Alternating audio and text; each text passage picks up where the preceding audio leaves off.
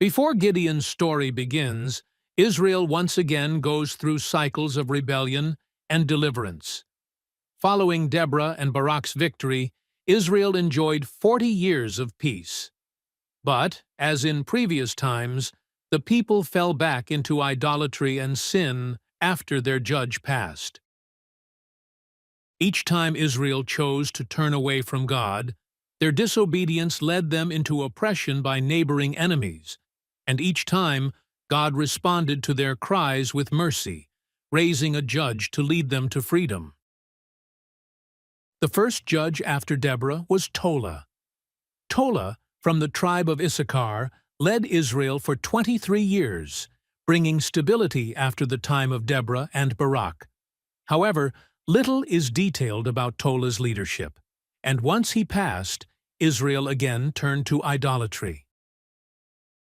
Following Tola was Jair, who led Israel for 22 years. Like Tola, not much is recorded about his actions, but he provided a long period of relative peace. His leadership showed that even without extraordinary battles or miracles, faithful service was essential for Israel's survival. After Jair's death, Israel's unfaithfulness resurfaced, leading to oppression by neighboring nations. Eventually, God raised Jephthah, a warrior from Gilead, to deliver Israel from the Ammonites. Jephthah, however, is best known for his tragic vow. Desperate for victory, he vowed to sacrifice the first thing he saw upon his return, if God granted him success. This turned out to be his daughter, revealing both Jephthah's dedication and the consequences of rash promises. Jephthah's leadership lasted 6 years, after which Israel again drifted away from God. Following Jephthah came Ibzan, Elon, and Abdon. These judges ruled Israel during quieter periods, with each judge bringing peace for several years.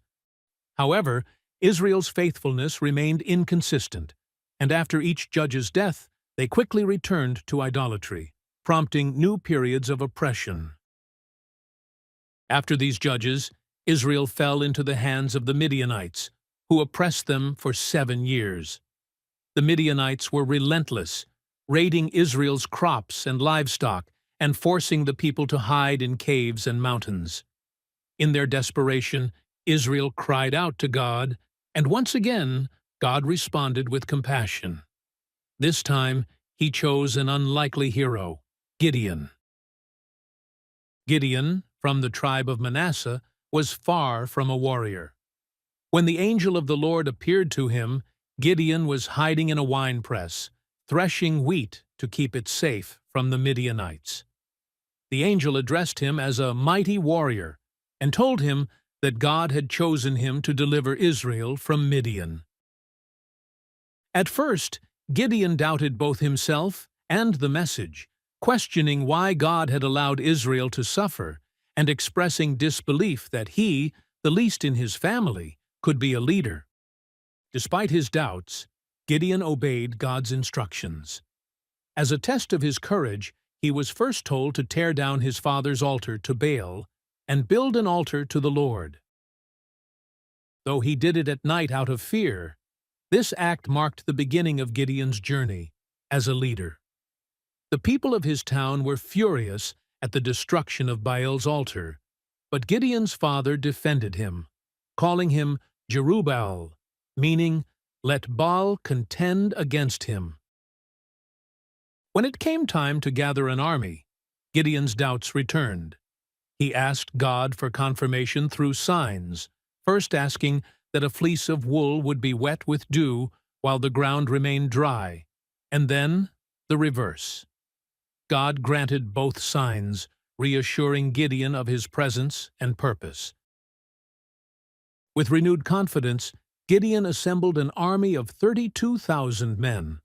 However, God told him that the army was too large, as Israel might claim victory by their own strength rather than God's. Following God's instructions, Gideon reduced his army to just 300 men by testing their alertness at a water source. With these 300 men, Gideon faced the vast Midianite army. In an unconventional strategy, Gideon's men surrounded the Midianite camp at night, each holding a trumpet and a torch inside a clay jar. At Gideon's signal, they shattered the jars, revealing the torches, and blew their trumpets, shouting, "A sword for the Lord and for Gideon!" Startled and confused, the Midianites turned on each other in the darkness, leading to their own defeat. Gideon's victory brought peace to Israel for 40 years. Applications. God often calls the unlikely. Gideon was not a warrior. He was hiding in fear when God called him to lead Israel. This reminds us that God doesn't always choose those who seem outwardly strong or qualified by worldly standards. Instead, He often calls the humble and unlikely, showing us that anyone can make a difference when they respond to God's calling with faith. Overcoming doubt through trust in God. Gideon doubted his ability and sought confirmation from God multiple times, showing his human fears. His story encourages us to bring our doubts to God rather than let them hold us back. When we trust in God and follow His guidance, even if we don't fully understand, He can empower us to overcome our fears and fulfill His plans. God's strength is made perfect in weakness. By reducing Gideon's army from 32,000 to 300, God ensured that Israel's victory would be attributed to His power, not human strength. This teaches us that true strength lies in reliance on God, not in our resources or abilities. In situations where we feel weak or insufficient, God can still bring victory, showing His power through our limitations. Faithfulness in small acts leads to greater purpose. Gideon's journey began with a small but bold act, destroying his father's altar to Baal. Although he did it at night out of fear, this act of obedience was a stepping stone to greater leadership. This reminds us that being faithful in small acts of obedience prepares us for God's larger plans, even if those first steps feel intimidating.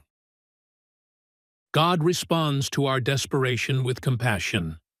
Israel cried out to God when they were oppressed by the Midianites, and God responded with mercy by raising Gideon as a deliverer. This shows us that even in times of failure and disobedience, God hears our cries for help. He is compassionate and ready to intervene when we sincerely seek Him, offering new chances for restoration and deliverance.